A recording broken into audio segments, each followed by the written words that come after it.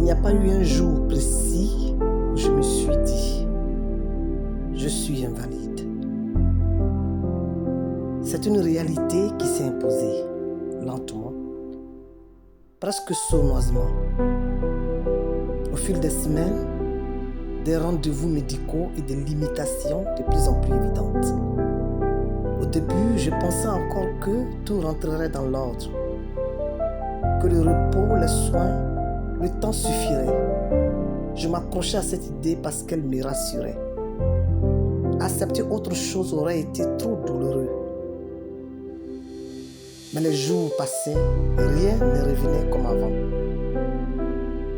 Mon corps ne suivait plus. Les gestes simples devenaient compliqués. La fatigue était constante.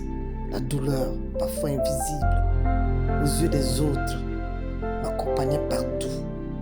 J'apprenais à vivre avec elle sans vraiment l'accepter. Puis il y a eu les décisions officielles, les mots administratifs, les statuts, les dossiers. Être reconnu invalide. Ces mots ont résonné en moi comme une condamnation. Ils ne décrivaient pas seulement un état physique. Ils semblaient définir qui j'étais devenu. Comme si toute ma vie se résumait désormais à ce que je ne pouvais plus faire. Ne plus travailler, ne plus avoir de rythme, ne plus être active comme avant. Ce n'était pas seulement une perte financière, c'était une perte de repères, de valeurs personnelles, de place dans la société. Je me sentais mise à l'écart. Comme si le monde continuait d'avancer sans moi. Le plus difficile était de me regarder autrement, de passer de celle qui faisait, qui aidait, qui assumait, à celle qui devait demander, attendre, dépendre. Cette dépendance me pesait lourdement. Elle touchait ma fierté, mon identité, mon estime de moi.